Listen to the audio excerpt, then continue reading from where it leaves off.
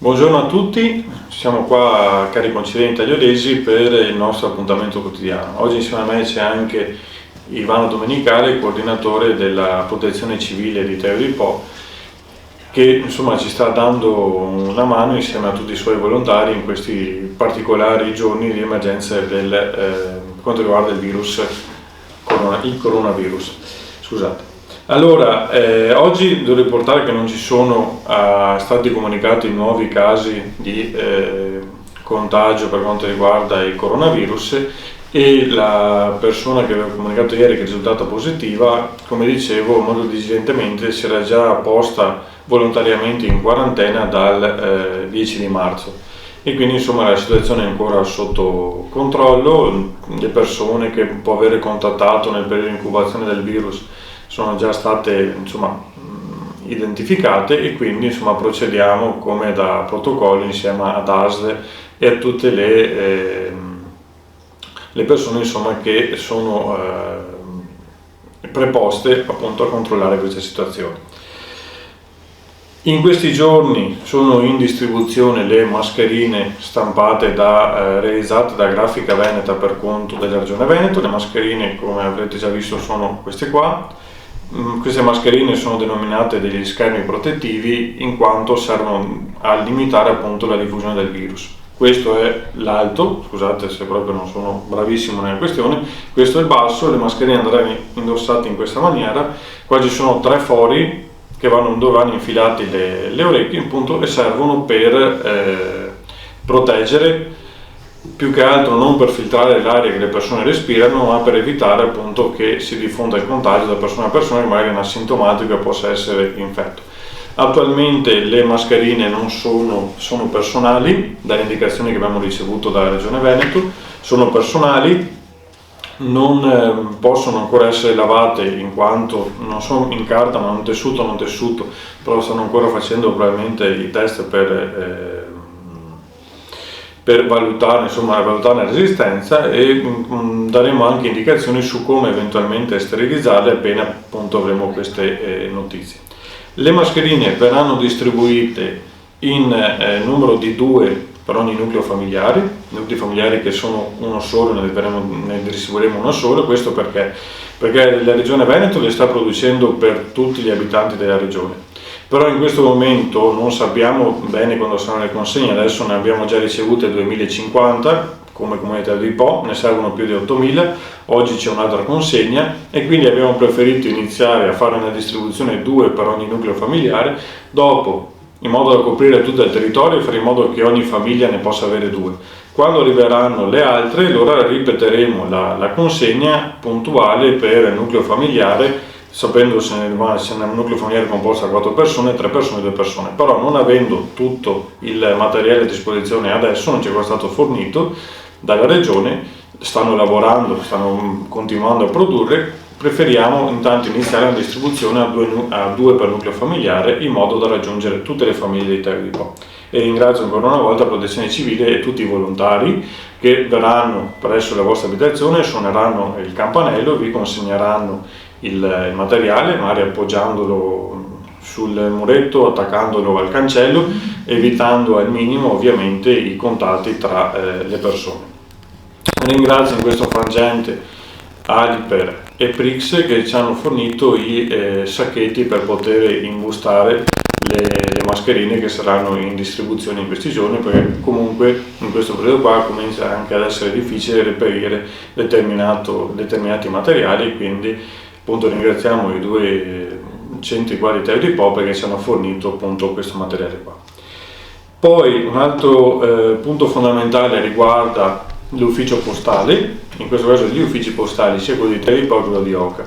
Come sapete l'ufficio postale di Teo di Po ha ridotto i propri orari al lunedì, al mercoledì e al venerdì, mentre l'ufficio postale di Oca è stato chiuso. Allora, queste riduzioni derivano dal fatto che comunque Poste ha avuto l'indicazione di ridurre, se non sbaglio, del 50% il personale attivo e quindi ridurre al minimo i contatti tra le persone. Siccome tra fine marzo e inizio aprile c'è la distribuzione ovviamente delle pensioni, Allora Poste organizza un'apertura straordinaria che per quanto riguarda ad esempio il comune di Terni Po, il ritiro presso l'ufficio postale delle pensioni avverrà giovedì 26 marzo, venerdì 27 marzo, sabato 28 marzo, lunedì 30 marzo, martedì 31 marzo e mercoledì 1 aprile. Queste date però sono divise per lettere, quindi giovedì 26 marzo potranno ritirare la pensione le lettere dalla lettera A alla lettera B dei cognomi, ovviamente.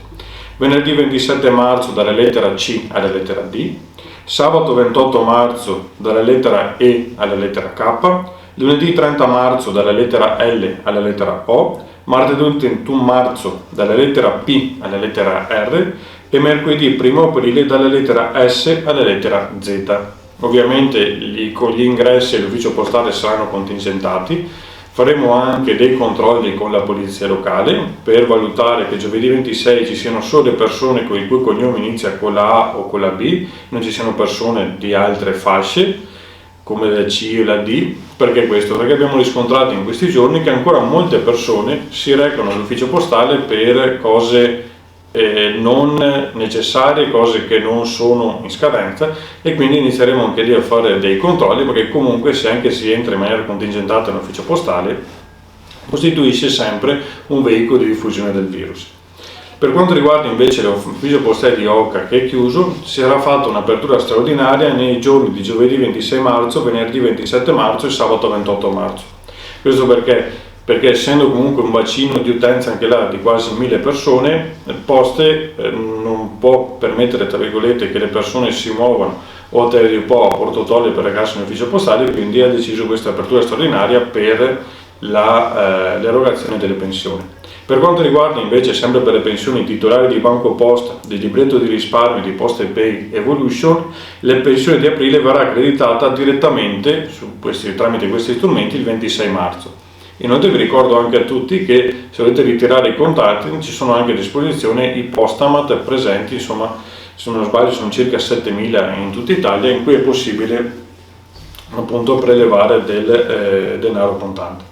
Un'ultima cosa, ieri abbiamo avuto un incontro con videoconferenza con la prefettura per chiarire alcuni dubbi in merito sia all'applicazione del nuovo decreto che all'applicazione dell'ordinanza del Ministero della Salute di concerto con il Ministero dell'Interno approvata il 22, e questo riguarda principalmente la zona marina.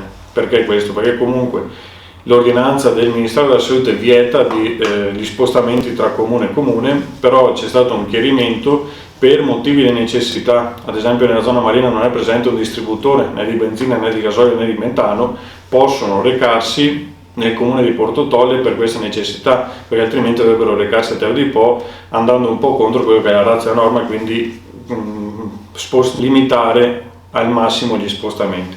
Anche per quanto riguarda i generi di prima necessità per le attività aperte, possono recarsi a Porto Tolle per acquistare quei beni che non sono presenti in loco, nella frazione, e che quindi vi è necessità di reperire. Per tutti gli altri spostamenti, quindi per gli spostamenti non necessari o non indifferibili, urgenti, rimane in vigore invece l'ordinanza in cui vieta lo spostamento tra comune e comune e anche vieta anche di fare gli spostamenti non necessari.